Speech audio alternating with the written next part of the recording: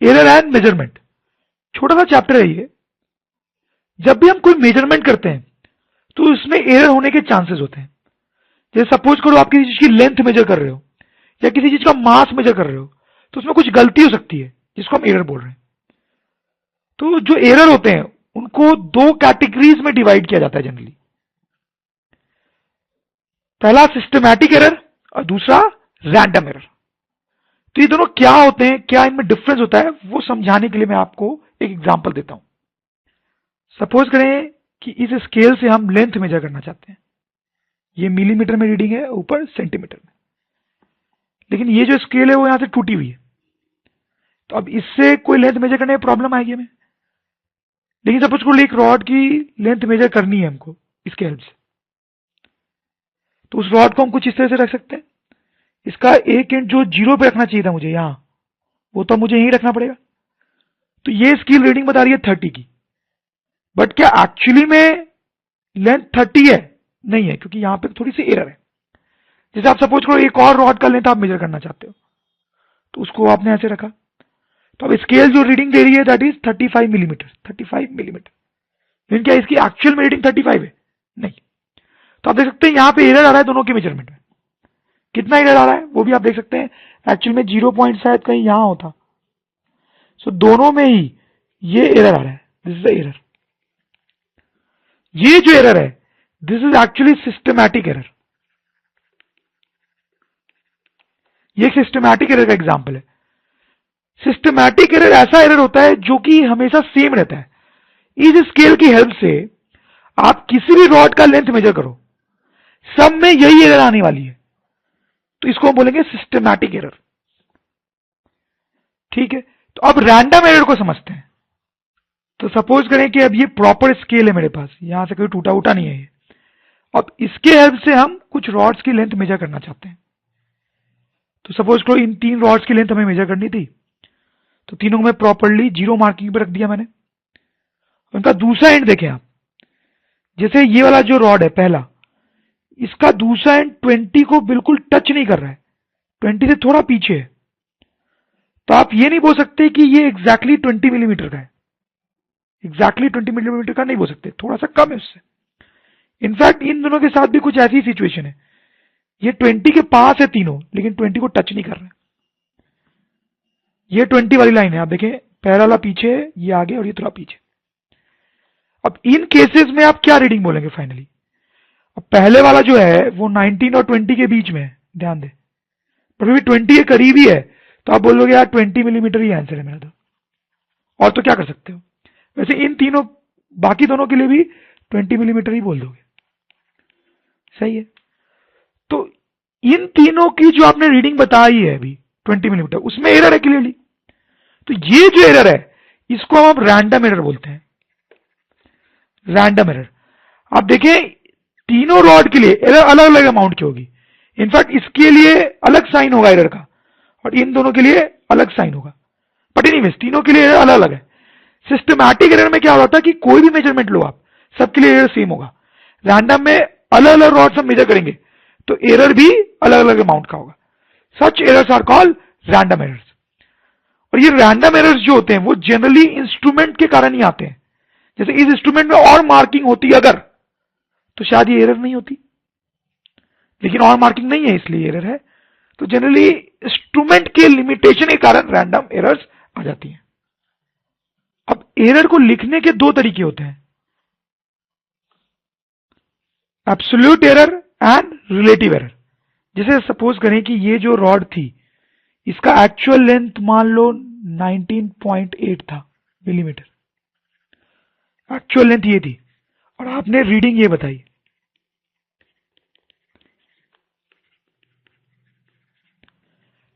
तो क्लियरली इसमें एरर कितना बताया आपने, कितना एरर है इसमें?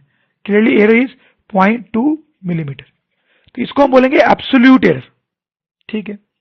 रिलेटिव एरर किसको बोलेंगे हम बोलेंगे इस केस में जो रिलेटिव एरर है that is error divide by actual.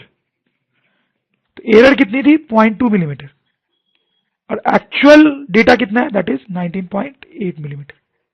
तो ये जो क्वांटिटी आएगी that will be called relative error. List count of instruments. तो देखिए क्या है ये, सपोज करो एक नॉर्मल स्केल है मेरे पास, तो हम बोलेंगे कि इसका जो लिस्ट काउंट है वो 1 mm है, 1 मिलीमीटर। लिस्ट काउंट का एक्चुअली मतलब होता है कि least count is equal to difference between two consecutive markings. Difference between two consecutive markings. इस स्केल में कोई भी दो मार्किंग ले लो आप, कोई भी दो मार्किंग, ये वाली ले ली और ये वाली ले ली, तो इनके बीच का डिस्टेंस कितना है, दिस इज 1 mm। तो उसी को हम उस इंस्ट्रूमेंट का लिस्ट काउंट बोलते हैं। अब आप सपोज करें कि कोई ऑब्जेक्ट की लेंथ हम मेजर करना चाह रहे हैं स्केल से, तो इस टाइप की सिचुएशन है, उसका एंड कुछ इस तरीके से आ रहा है, तो परफेक्ट 20 पे मैच नहीं कर रहा है और ना ही 21 पे। अब देखें ये दो ग्रीन लाइंस जो है वो मैंने बीच में बनाई है, 19 और 20 के बीच में, और यहाँ पे 20 और 21 के बीच में। अब होगा ऐसा कि अगर आप लेंथ मेजर कर रहे हो और रॉड इस ग्रीन रीजन में एंड कर रहा है, अगर कहीं भी इस ग्रीन रीजन में कहीं भी एंड कर रहा है, तो आप रीडिंग क्या बोलोगे, 20 मिलीमीटर। हालांकि आपको पता होगा कि उसकी लेंथ एग्जैक्ट 20 मिलीमीटर नहीं है, बट अगर वो इस रीजन में एंड कर रहा है तो नियरेस्ट मार्किंग यही होगी 20 वाली, तो आप रीडिंग इतनी बोलोगे। ये जो 20 मिलीमीटर है इसको लिखने का सही तरीका होता है 20 मिलीमीटर प्लस माइनस 0.5 मिलीमीटर। इसको हम बोलते हैं रीडिंग और इसको बोलते हैं maximum error, maximum possible error. तो मतलब यह है लिखने का कि हम रीडिंग बोल रहे हैं 20 मिलीमीटर है, but actual length exactly 20 millimetre नहीं है, उसमें कुछ एरर हो सकता है। ये लिखने का मतलब है कि उसमें जो मैक्सिमम एरर हो सकता है वो 0.5 मिलीमीटर का हो सकता है, उससे कम भी हो सकता है एरर, लेकिन उससे ज्यादा हो ये पॉसिबल नहीं है। तो ये लिखने का तरीका है, ये रीडिंग और उसमें ये एरर, जो मैक्सिमम एरर हो सकता है वो। इनफैक्ट रूल ही होता है ये कि maximum possible error in a reading is equal to least count by 2। कहने का मतलब ये है कि अगर किसी भी इंस्ट्रूमेंट से कोई रीडिंग ले रहे हैं तो उसमें कुछ गलती हो सकती है, और जो मैक्सिमम गलती उसमें हो सकती है that is least count by 2। देखिए आप इस केस में बिल्कुल सही आएगा ये चीज, लीस्ट काउंट कितना था 1 मिलीमीटर, 1 मिलीमीटर, और जो एरर आ रहा है मैक्सिमम वो कितना आ रहा है प्लस माइनस 0.5 मिलीमीटर, यानी लीस्ट काउंट बाई 2। सही है ना। Mathematical operation on data with random error. ये सपोज करो कि किसी रॉड की मैंने लेंथ मेजर की, उसकी लेंथ को पी से डिनोट कर रहा हूं, तो उसकी लेंथ है हमारे पास से 2 प्लस माइनस 0.5, ठीक है, हो सकती है ऐसे। और एक और रॉड है, उसकी भी हमने लेंथ मेजर की किसी और स्केल से, और उसकी लेंथ आ रही है 5 प्लस माइनस 0.2, हो सकता है ऐसा कुछ। तो ये दो लेंथ है मेरे पास। अब इन दो नंबर्स पे मैं मैथमेटिकल ऑपरेशन करना चाहता हूं, मैथमेटिकल ऑपरेशन, तो उसमें किन चीजों का ध्यान रखना पड़ता है वही हम देखने वाले हैं। जैसे सबसे पहले आप सपोज करें कि हम इन दोनों को ऐड कर रहे हैं, जो कि बहुत ही सिंपल ऑपरेशन है। तो से हम एक नंबर डिफाइन कर रहे हैं A, which is sum of P and Q. तो यहां पे ए कितना होगा, ए जो होगा that will be 7 plus minus, ये जो एरर है उसका क्या होगा, वो ऐड हो जाएंगे 0.7, ऐसे कुछ। तो ए में जो मैक्सिमम एरर हो सकता है वो 0.7 होगा, और वो तब होगा जब पी में 0.5 का एरर हो जाए प्लस 0.5, और क्यू में प्लस 0.2 का एरर हो जाए, तो ए में ऑब्वियसली एरर 0.7 का हो जाएगा। तो बहुत ही सिंपल सी बात है कि अगर हम दो नंबर्स को ऐड कर रहे हैं तो उनके एरर्स भी क्या होते हैं, ऐड हो जाते हैं।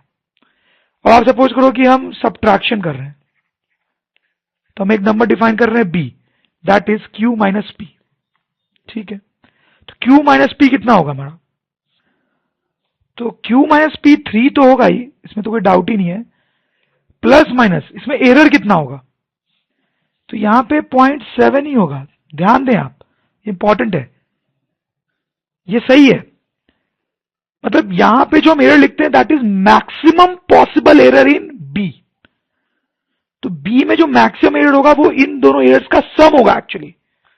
देखिए कैसे, ये मैक्सिमम एरर तब हो पाएगा जब P एक्चुअली में से 2 प्लस 0.5 है, P में मैक्सिमम एरर है प्लस का, और Q में से मैक्सिमम एरर है -0.2 का, ऐसा कुछ। अब आप देखें, अब आप इन दोनों को अगर सब्ट्रैक्ट करेंगे इन दोनों को, तो you will get 3 minus 0.7 subtract करने पे। तो अब देखिए एरर कितना आ गया, 0.7। तो बी में जो मैक्सिमम एरर दैट इज 0.7। तो this is important point two notice कि दो नंबर्स को हम ऐड करें या सब्ट्रैक्ट करें, उनके एरर्स क्या होते हैं, ऐड ही होते हैं, एरर्स गेट एडेड। अब हम तीसरा ऑपरेशन कर रहे हैं मल्टीप्लीकेशन का। सपोज हम एक टर्म डिफाइन करते हैं C, that is equal to product of P and Q, इन दोनों का मल्टीप्लीकेशन। तब तो ये तो क्लियर है कि C की जो वैल्यू है इन दोनों का प्रोडक्ट मतलब 10 होगा, लेकिन क्या ये C की वैल्यू एग्जैक्ट है? जब P और Q ही एग्जैक्ट नहीं है तो ये एग्जैक्ट कैसे हो सकती है? तो इसमें कुछ एरर होगा, वो एरर भी हमें पता करनी है। तो वो कैसे पता चलेगी एरर? सो देखें, जब हम मल्टीप्लाई करते हैं तो इन दोनों के एरर अब ऐड या सब्ट्रैक्ट नहीं होते हैं, थोड़ा कॉम्प्लिकेटेड सिचुएशन होता है। वो देखने के लिए हमें इस इक्वेशन को डिफरेंशिएट करना पड़ेगा। तो इस इक्वेशन को हम डिफरेंशिएट करते हैं। तो सपोज करो हम कोई भी वेरिएबल x के टर्म में डिफरेंशिएट कर रहे हैं, तो will get dc upon dx will be equals to p dq upon dx plus q dp upon dx। ये प्रोडक्ट रूल का यूज किया हमने। तो यहां से हमारे पास आ जाएगा dc is equals to p dq plus q dp। dx cancel हो गया। आप क्या करो, इस इक्वेशन को c से डिवाइड कर दो इधर, ठीक है, और इधर आप इसको p इंटू क्यू से डिवाइड कर दो। ऐसा कर सकते हैं हम, क्योंकि p इंटू क्यू भी क्या है, c है। तो एक्चुअली हमने पूरी इक्वेशन को c से डिवाइड कर दिया है।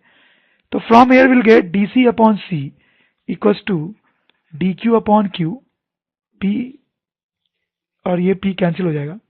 वैसे यहां पे ये q और ये q कैंसिल हो जाएगा, तो will have plus dp upon p। अब ध्यान दें, ये डीसी का क्या मतलब होता है? डीसी का मतलब है स्मॉल चेंज इन सी। तो आप देखें, हम इसको बोल सकते हैं एरर इन सी, क्योंकि सी में जो एरर है उसके कारण उसकी वैल्यू 10 से थोड़ी सी चेंज होने वाली है। तो डीसी को हम ऐसे इंटरप्रेट कर सकते हैं कि this is actually error in C. वैसे डी क्यू क्या है, स्मॉल चेंज इन क्यू। तो क्यू में कुछ एरर है, उसके कारण उसकी वैल्यू थोड़ी सी चेंज हो जाती है। तो डी क्यू को भी हम क्यू के एरर की तरह इंटरप्रेट कर सकते हैं, और वैसे ही डीपी को भी।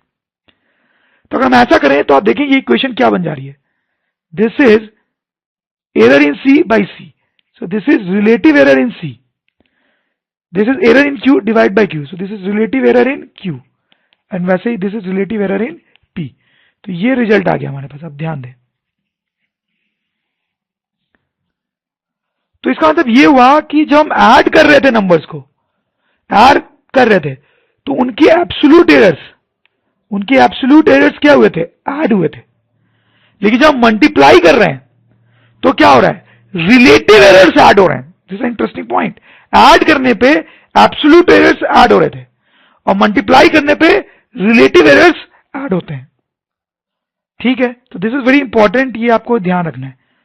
ओके, नाउ फाइनली तो मुझे ये एरर निकालना था, जिसको मैं लिख सकता हूं डीसी। तो ये कैसे निकाल सकते हैं, वो इस फॉर्मूले से निकाल सकते हैं। इस अब देखिए, हम लिख सकते हैं DC is equals to C times of D Q upon Q plus DP upon P. तो यहां से हमारे पास जाएगा सी की value 10, D Q upon Q यहां देखें तो you'll have 0.2 upon 5 plus DP upon P यहां देखें, सो दैट इज 0.5 अपॉन 2। तो जब आप इसको सॉल्व करेंगे तो यू विल गेट 2.9। तो इसका मतलब ये हो गया कि फाइनली हम लिख सकते हैं कि C is equal to 10 plus minus 2.9। तो इस तरीके से कुछ।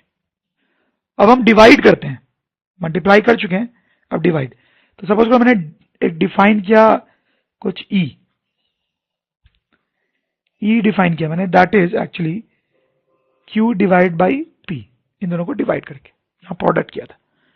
तो क्लियरली जो ई है उसकी वैल्यू तो आ जाएगी 2.5, लेकिन उसमें थोड़ी सी एरर भी होगी जिसको हम डीई लिख सकते हैं, प्लस माइनस डी। तो ये एरर निकालना ही हमारा मेन काम है। तो अब फिर से ये एरर कैसे निकलेगा? तो जैसे हमने यहां पे इस इक्वेशन को डिफरेंशिएट किया था, वैसे ही यहां पे इस इक्वेशन को डिफरेंशिएट करेंगे। और जब हम इसको डिफरेंशिएट करेंगे तो आप शायद समझ ही रहे होंगे, आप करके भी देखें तो इतना कुछ आएगा हमारे पास, समथिंग लाइक दिस। आप सोच पा रहे होंगे यहां पे प्रोडक्ट था तो प्लस आया था, प्लस, और यहां क्या आएगा माइनस। आप करके वेरीफाई भी कर सकते हैं। तो यहां से आपको लग रहा होगा कि मल्टीप्लाई में रिलेटिव एरर्स ऐड हुए थे रिलेटिव एरर्स, और यहां पर रिलेटिव एरर्स क्या हो रहे हैं? सब्ट्रैक्ट। लेकिन ऐसा नहीं है, इसको ध्यान से देखने की जरूरत है, यहां पे कैच है। देखें, ये जो DQ है, DQ that is error in Q, तो वो तो पॉजिटिव भी हो सकता है और निगेटिव भी। तो actually DQ is plus minus DQ। वैसे DP का जो एरर है वो भी पॉजिटिव निगेटिव कुछ भी हो सकता है, तो that is also plus minus DP upon P। तो यहां से हमारे पास आ जाएगा that plus minus DQ upon Q minus plus DP upon P, ऐसी कुछ इक्वेशन आ जाएगी। अब देखो, जब मैं एरर इन ई निकालना चाह रहा हूं, एरर इन ई, तो मैं वर्स्ट केस का एरर निकाल रहा हूं, और वर्स्ट केस का एरर तब आएगा जब ये DP पॉजिटिव होगा, आई मीन DQ का पॉजिटिव साइन लेंगे और DP का भी पॉजिटिव साइन लेंगे, या फिर इसका निगेटिव साइन लेंगे और इसका भी निगेटिव साइन लेंगे। तो वर्स्ट केस एरर के लिए दोनों का पॉजिटिव लेंगे, दोनों का, या फिर दोनों का निगेटिव लेंगे। तो अगर हम दोनों का पॉजिटिव लेते हैं तो फाइनली हमारे पास ऐसा आ जाएगा कि D upon E is equal to DQ upon Q plus DP upon P, like this. This will be our final expression. So आप देख सकते हैं कि आप मल्टीप्लाई करो या डिवाइड करो, दोनों ही केस में रिलेटिव एरर्स क्या होते हैं? ऐड। ये कुछ वैसा ही है जैसा सब्ट्रैक्शन में हो रहा था। अब ऐड करो या सब्ट्रैक्ट करो, दोनों ही केस में एब्सोल्यूट एरर्स क्या हो रहे थे? ऐड। एब्सोल्यूट एरर्स दोनों ही केस में ऐड हो रहे थे। वैसे आप मल्टीप्लाई करो या डिवाइड करो, रिलेटिव एरर क्या होते हैं? ऐड, दोनों ही केस में। सो जैसे लेट्स डू दिस एग्जांपल कि P जो है वो वही है 2 plus minus 0.5 and Q is 5 plus minus 0.2 से, और आप डिफाइन कर रहे हो से x, and x is P square into Q। तो आपको अब x निकालना है, तो x तो आप आराम से निकाल ही लोगे, that will B 2 square into 5 that is 20। लेकिन x में कुछ एरर भी होगा जिसको हम dx लिख सकते हैं। तो अब ये एरर भी निकालना है। ये एरर कैसे निकालेंगे हम? तो इस एरर को निकालने के लिए फिर से आपको इस इक्वेशन को डिफरेंशिएट करना पड़ेगा। तो बेसिक फंडा वही है कि अब x में एरर निकालना है तो x की इस इक्वेशन को आप डिफरेंशिएट करो। तो आप डिफरेंशिएट करना, मैं आपको रिजल्ट बता रहा हूं क्या आएगा। रिजल्ट फाइनली ये आ जाएगा, समथिंग लाइक दिस। यहां पे 2 आ जाएगा, आपको लग भी रहा होगा यहां स्क्वायर है तो 2 आ जाएगा। आप करके भी देख सकते हैं अगर आपको डाउट हो रहा है तो। अब यहां से dx निकाला जा सकता है, क्योंकि x तो हमें पता है 20 हो गया, ये तो हमने निकाला ही है। dp dq सब दिया हुआ है, this is dp, this is dq, this is p, this is q। तो वो सब हम यहां पे पुट कर देंगे, जैसे मैं करके दिखाई देता हूं आपको। तो dx will B 20 into 2dp मतलब 2 into dp that is 0.5 divide by p that is 2 plus dq is 0.2 divide by q that is 5। तो इसको आप सॉल्व करेंगे तो विल गेट